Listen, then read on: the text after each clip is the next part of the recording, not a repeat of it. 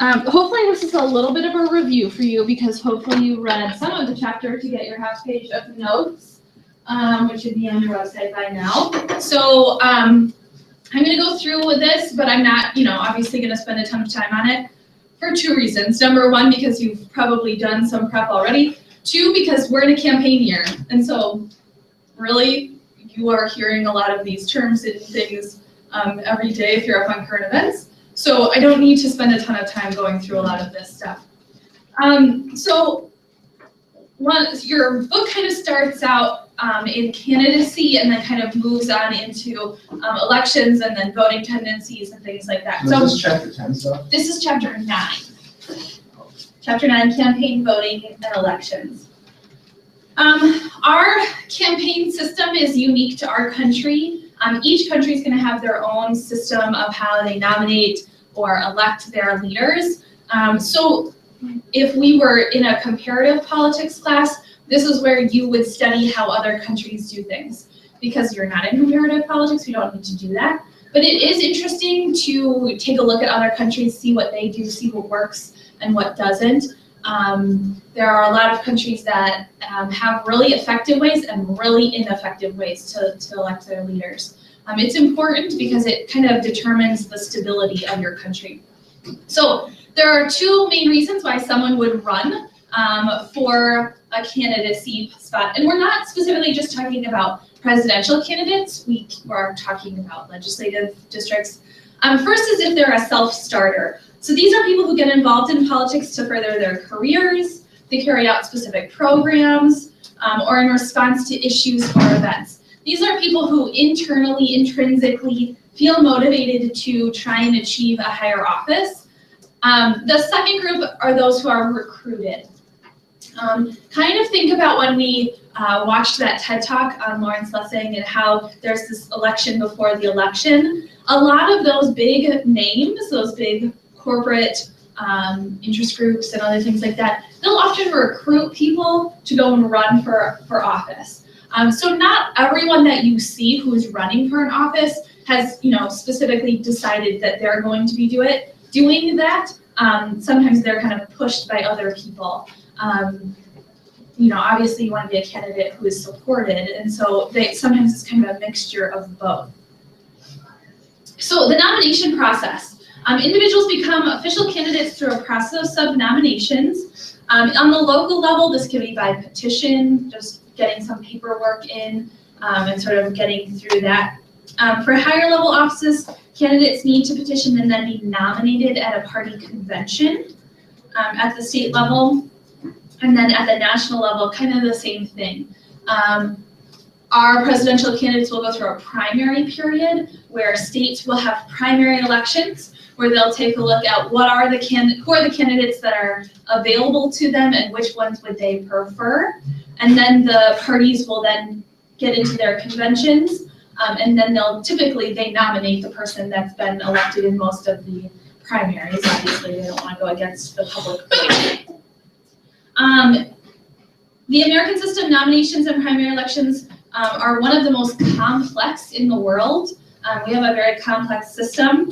European nations, the political party's choice of the candidate is final. They tend to just pick someone. They don't have primary elections. So primary elections are pretty specific to our country in that situation. Who's eligible? So your book goes through each of the four main offices. So the president, you need to be at least 35 years of age, you need to be a resident for 14 years, and you need to be a natural-born citizen. The vice president has to be naturally born, at least 35 years old, and may not be a resident of the same state of the candidate for president, which is kind of a caveat of the vice presidential nomination. A senator has to be a citizen for 9 years, has to be at least 30 years old, and a resident of the state they represent. And a Congress representative has to be a citizen for 7 years, 25 years old, and a resident of the state. Doesn't actually have to be a resident of the district, but in general, most of them are.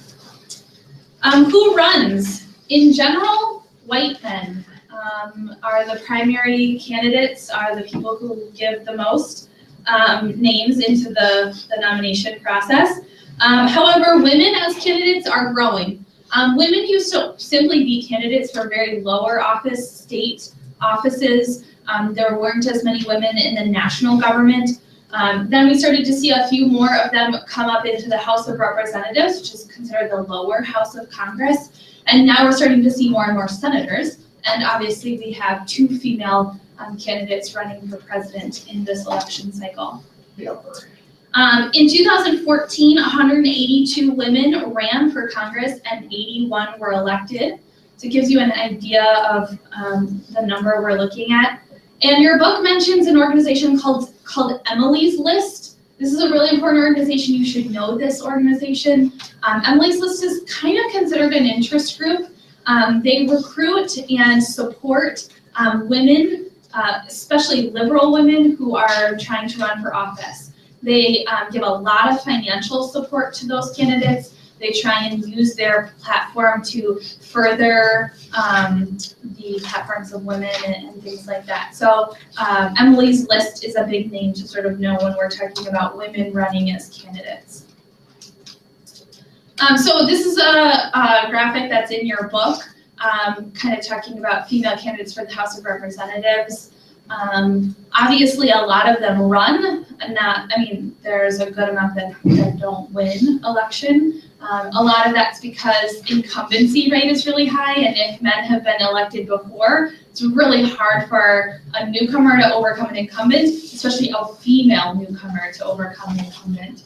And then it kind of breaks some things down. So you can see that we're getting better. Obviously, we're getting more representation in our legislative branch, which is a good thing. It means that there will be new issues coming about and things like that. Okay, so what does the 21st Century Campaign look like? And even as I tell you this, the 21st Century Campaign is dramatically changing in this campaign cycle. We've really never seen a campaign cycle like this. It's very brash. It's very, I don't know how to say this. It's personal sometimes. It's a lot of attacks. It's not how it used to be. If you study campaigns in history, people like Ronald Reagan would probably be turning over in their grave right now. There was sort of this air 50 years ago that when you ran for president, you were to be respectful, you were supposed to be appropriate, you were supposed to hold your tongue and say the right thing, and give a good image and be kind of the people's leader in a sense. That is not so much the case anymore. Now it's who can grab the headlines, who can make the most outrageous ideas, who can, buy up all that media time. So it will really change how campaigns look in the next election for sure. We also see social media is a huge X factor that we haven't had to really deal with. Barack Obama sort of introduced it into presidential campaigns in the last campaign cycle. This campaign cycle, it's all over the place. It's one of the driving forces. Today's campaigns require strong organization, expertise in political polling, marketing, professional assistance, and fundraising. The goal is the same for all campaigns. The goal of a campaign is to convince voters to choose the candidate. In any way, shape, or form, your goal is to try and get voters to choose the candidate. They really, there's the saying, it's the candidate first. They're trying not to focus too much on the party. They really want you to focus on the candidate and what the candidate will give you. They must be persuasive, and really the growing class here is the independent voters. How are we going to get independent voters? Who are the independent voters? Independent voters change campaign to campaign. At a time, women used to be very independent. They're not so much anymore. For this campaign, you're going to see the independent voters are specifically the Latino population. And so there's going to be a lot of discussion about how are candidates going to appeal to those kinds of populations. So professional campaign staff. Political consultant, these are the bigwigs who meet with a candidate on a daily basis, and they basically map out the game plan. Where are we gonna go visit? What are you gonna wear when you go visit it? What are you gonna say when you go visit it? Are you gonna go to high school? Are you gonna go to a library? Are you gonna go to a post office? Are you gonna walk the town? Are you gonna get in your bus? Are you gonna have an interview with ABC News or NBC News or CNN? They make all of those decisions. When are we gonna talk about immigration? When are we gonna talk about education? When are we gonna talk about Social Security? They figure all of that out. They're the people who have the most say. They're also the people who, if things don't go right, they get the most blame. Like, I'll give you an example. Jeb Bush is really struggling in his political sort of plan. He's sort of been cornered. He's playing a defense right now rather than an offense. And his political consultants have gotten a lot of flack for that, that they should be doing a better job at getting him out ahead of these issues, as opposed to being sort of a reactive candidate in that sense. Finance chairperson, this is really big. If you don't have good finances, you don't have a campaign. And so for most campaigns, this is a really important department. It sort of determines where they go.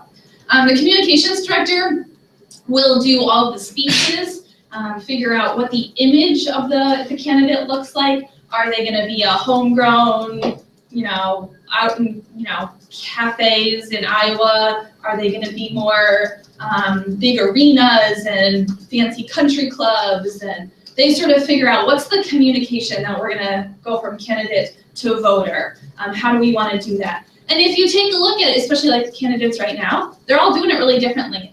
Hillary Clinton is trying this kind of like, I'm in a van and I'm traveling Iowa just like an everyday person, even though we all know that Hillary Clinton could pay for a private jet basically anywhere in the world. But her communications director has sort of decided we got to bring her down. We've got to bring her down to like an everyday person as opposed to a Clinton. But you'll see like people like, Donald Trump's communication director is doing he's not doing a lot of homegrown things. He's the big arenas and the big stages and the fancy backgrounds and things like that. That's all been determined by a communications director. And then lastly is the press secretary. The press secretary monitors what the message to the media will be. So things like, who will the president be interviewed by? What access are they going to give the press? Things like photo ops and question and answer sessions and speeches, things like that. That's all monitored by the press secretary.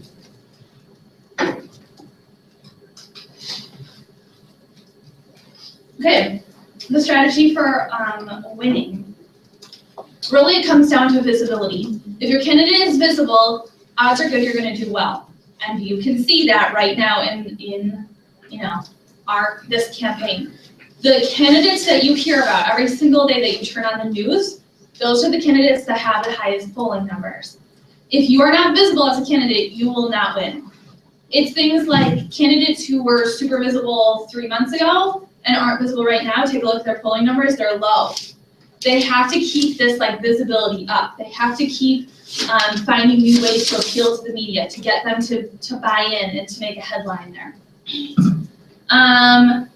If the candidate is an unknown challenger, it's way harder. If they're an incumbent, it's way easier. Things like when presidents run for re-election, their visibility is easy. They're the president. They could get media every single day. They have media every single day down the hallway from their office. It's not as hard as it is for other candidates.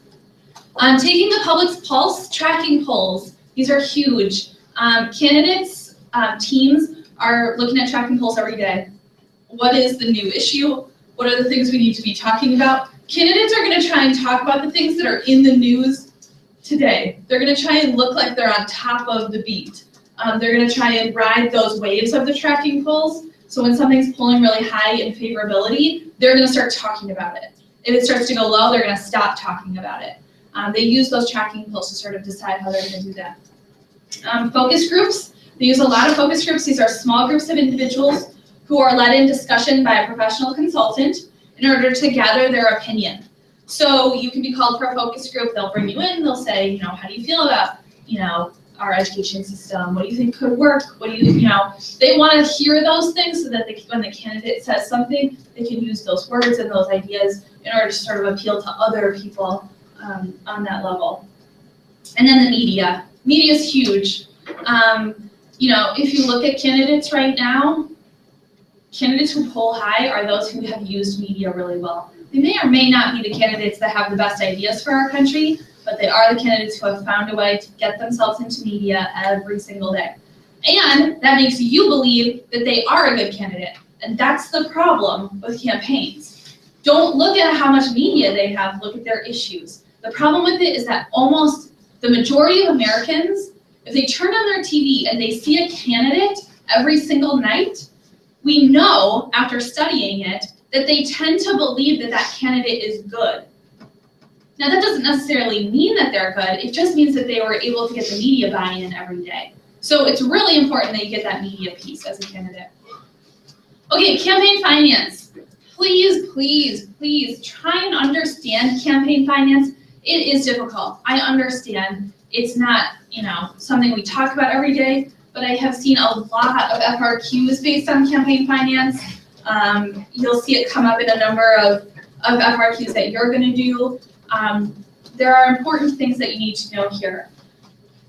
So the first one is called the Hatch Act. It's passed in 1939, and it restricts the political activities of government employees. It prohibits a political group from spending more than $3 million in any campaign, and it limited individual contributions to a campaign committee to $5,000. So what the Hatch Act does is it's sort of the first moment that we start to see some limitations on campaigns. Why did we not see things beforehand? Because before 1939, people weren't funneling a great deal of money into campaigns. They didn't need to. They didn't need to buy a TV ad package because there weren't TVs. They didn't need to worry about, touring around the country because they didn't do that. So once we see campaigns evolve a little bit, then we're going to start to see financial regulations start to come in. This lasts for a good amount of years, but then we see some more reforms happen in 1974. In 1972, there's also a couple of things that are put into place as far as financial laws, limits on individual contributions, disclosing information if you contribute to a campaign, and the idea of public funding. So the further reforms in 1974 are created by what we call the Federal Election Commission. The FEC is often talked about in campaigns. The FEC monitors all campaigns and financial contributions and how those things are run. In 1974, they provide a public financing for presidential primaries and general elections. They limit campaign spending and contributions. They require disclosure. And then we see this, there are two terms here that you need to know, hard money and soft money. Hard money refers to political contributions and campaign spending that is recorded under the regulations. So these are things like, on open secrets, that's hard money. It's money that has been disclosed. It is by a specific group or party or individual to a specific campaign. Soft money is a campaign contribution unregulated by federal or state law, and it's usually given to parties to help general party activities. So it's not specifically given to a specific candidate for a specific reason. It's called soft money. Lots of people will do this on issues. So like if I am the head of an environmental interest group, I might give some soft money to the Democratic Party. Here, just take this money. Maybe use it for an issues campaign on, global warming or climate change or something like that. It's not designed to go anywhere, and soft money is used a lot because it doesn't have to be, documented, which they prefer. And then Buckley versus Vallejo is a court case that stated it was unconstitutional to restrict in any way the amount of congressional candidates that congressional candidates could spend on their own behalf. So one of the things you have to understand with campaign finance is that there are regulations on what you can give to a campaign. There are also regulations on what the campaign can use that money for. However, in Buckley versus Vallejo, it sort of says congressional representatives can sort of spend that money wherever they see fit. And part of that comes out of the idea that, you know, these people have a lot to do. They have to meet with, you know, their constituents. They have to travel a lot. They have to campaign, especially representatives have to campaign every 2 years. And it's difficult if we have to determine this is for my campaign, this is just for me, this is for my office. And so it sort of opened the door there. Okay, so interest groups and campaign finance. We talked about soft money. We've talked about political action committees. Issue advocacy, advertising. That's what we're talking about when we use soft money. This is advertising paid by an interest group that supports or opposes a candidate's position on an issue, not specifically the candidate. So that could be a way around things. Your book has this funny line in it that says campaign finance is sort of like a whack-a-mole game. Every time the federal government puts down a law, all the interest groups and PACs and other things start scrambling to go and find the next hole that they can sort of weasel their way through and get that money to the candidate. It's kind of this never-ending cycle of, oh, we need campaign finance, okay, we'll do this, and then all the interest groups move and find another way to do it. And then we solve that one, and then they move and find another way to do it. It's kind of, I mean, it's necessary for their survival. And so they'll continue to find ways to get through some of those things. Yeah, I'm not going to spend a ton of time on this because we've talked about PACs a lot when we went through interest groups. Campaign financing beyond the limits. So within a few years after the establishment of these tight limits, new ways to finance campaigns were developed that skirted these reforms. They found ways to generate this soft money and contribute it to campaigns. And they also use what we call independent expenditures. These are non-regulated contributions from PACs, organizations, and individuals. They can be spent on advertising or other campaign activities as long as they're not coordinated with those of a candidate. And so we see a lot of independent expenditures happen. And then issue advocacy, again, is spending unregulated funds on advertising that promotes positions on issues rather than the candidate. And this is becoming more and more popular. Getting more of those issues out there in media, and not specifically saying what candidate you should vote for if you believe in this issue, but like kind of implying it. That's sort of the idea. So this is the source of campaign funds in billions. Please make sure you see that. In 2012, it's a lot. Political parties are pretty big. When they say candidates' campaigns, these are like things that the candidate has fundraised on their own. What's the difference between a PAC and a super PAC?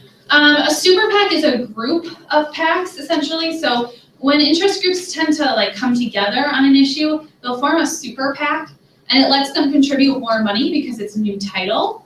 And sometimes, and there's different regulations for a super PAC. But like a super PAC can be like 2 or 3, you know, mining or oil industry interest groups or PACs, essentially.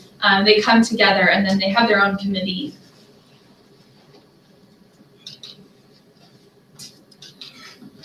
Bipartisan Campaign Reform Act. You should know who did this because this is really cool. One of our Wisconsin senators, Russ Feingold, he's not a Wisconsin senator anymore, however, he is running again for next year, I think. And John McCain came together. Russ Feingold's a Democrat, John McCain is a Republican, that's why it's called the Bipartisan Campaign Reform Act. They come together, they say, we gotta do this in 2002. People don't love it. You know, candidates don't like the idea of having to limit their campaign finances. It doesn't mean good things for them. But they do understand that their constituents like it, so they try and play along a little bit. The key elements of this new law is that it banned large unlimited contributions to national political parties, termed soft money. So it puts some more regulations on soft money. However, again, here's the new swing around. We see the rise of 527s, this is what they consider them. This is a group that interest groups set up outside the parties. A 527 organization are tax-exempt organizations. So things like churches, charities, nonprofits. So you'll see interest groups have made a lot of nonprofit organizations, where they're there because it's the good of the people. Well, secretly they're kind of being funded a little bit by that interest group, but they're considered a 527. And when they file as a 527, then they get to get as much money as they want. All of this changes, however, after Citizens United Freedom Now takes a case against the FEC, which is the Federal Election Commission. The decision allows corporations and unions and other groups, such as Citizens United and others, to spend money in campaign advertising because it's considered a freedom of speech. That money contributions can be considered a way to express yourself, express your opinions in a way that is unique. So since the Citizens United versus FEC, it's really opened things back up a little bit, allowing some of those unlimited contributions to happen.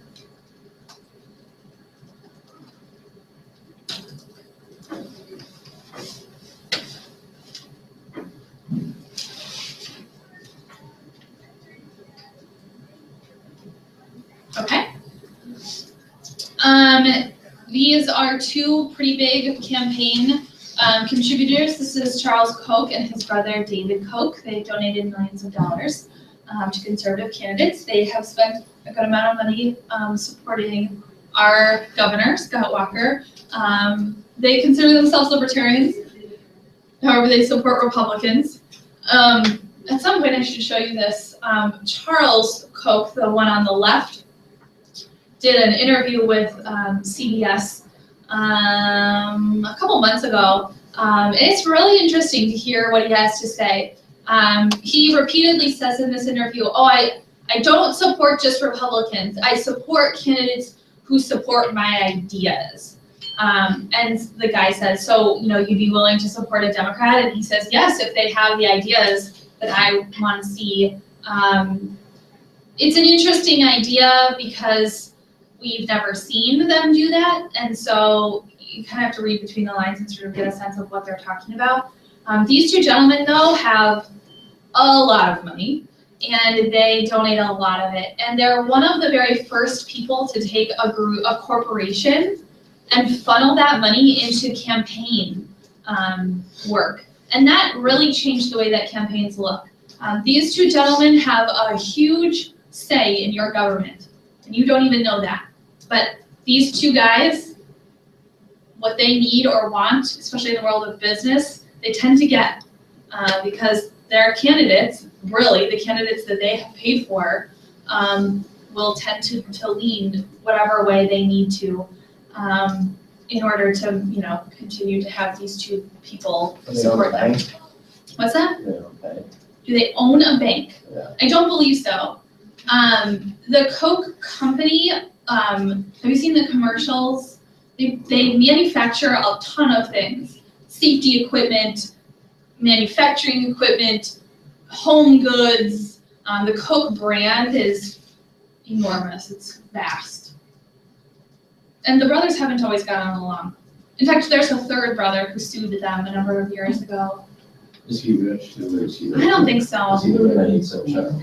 No, I think it's a brother or an uncle or something like that. There's another male in the You family. already got your million. George Soros is a millionaire financier who has donated millions of dollars to liberal causes. He's not as well known as the Koch brothers are, but he certainly has funneled a ton of money. Okay, so let's talk about running for president. It's the longest campaign. I don't know about you, but I'm ready for the presidential campaign because I'm really sick of listening to every day on the news, hearing about whatever random things these candidates have done. We have started the campaign discussion earlier and earlier and earlier. It is crazy. Typically, things should just start heating up now. I mean, essentially, they've been campaigning for about a year, maybe even longer than that. So a presidential primary, this is a statewide primary election of delegates to a political party's national convention held to determine a party's presidential nominee. So we go ahead and select a primary. A presidential primary is what they call a beauty contest. Candidates compete for popular votes But the results don't really change the selection, well, they don't have a specific effect on the delegate selection. So what we're saying here is that all of the candidates who are meandering around Iowa right now, they're doing that because Iowa's the first state to do a primary, they do a caucus. And if they can get some momentum, if Iowa elects, you know, so-and-so, they're not really electing them, they've just thrown their support technically behind that person, that gains a candidate momentum, and then they'll go to New Hampshire, and then they'll go to South Carolina. And if they can continue to pick up states, it makes them look good, especially for those nominations.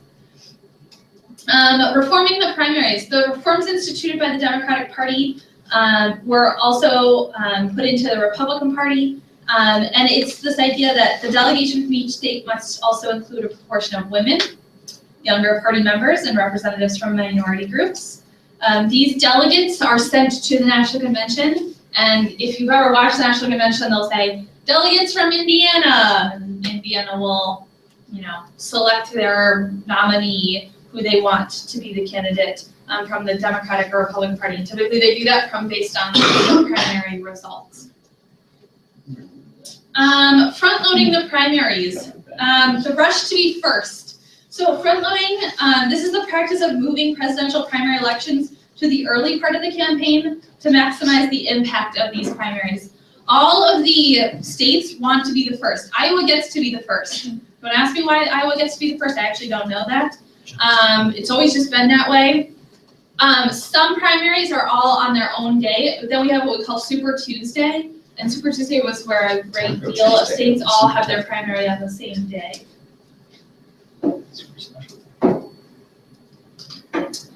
On to the National Convention. So, the National Convention, we've talked a little bit about this.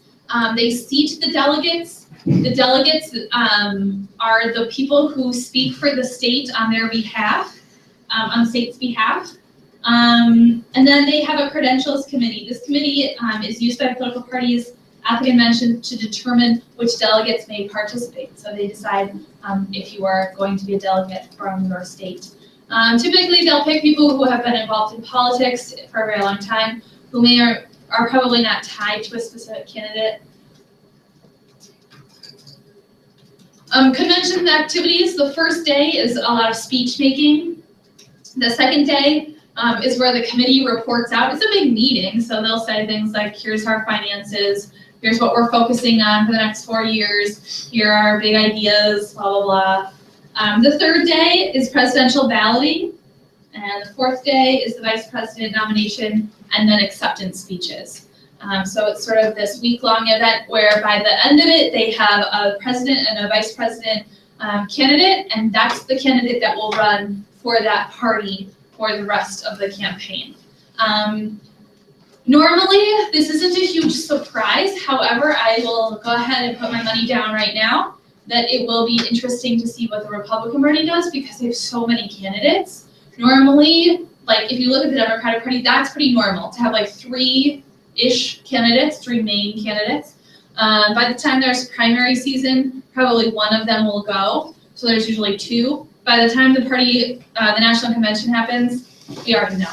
So sort of just a formality. And then battleground states. This is a state likely to be closely fought. We are considered a battleground state. Florida is considered a battleground state. Ohio is considered a battleground state.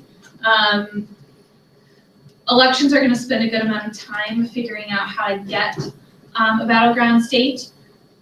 Right now, Wisconsin is kind of up in the air. I wouldn't be surprised if you see a lot of candidates stopping back to this area. We've already seen a lot of activity in that sense. So I wouldn't be surprised if you see more of it, which means that come like May, when you turn on the TV, every commercial will be a candidate. Great. Yeah, it'd be really fun. Okay, I'm gonna stop us here because the bell's gonna ring. We'll finish lecture tomorrow. I want you to turn in the whole packet. What if you ripped out certain pages? Are the pages that are still in there the pages that I need? Yeah. Then you're fine.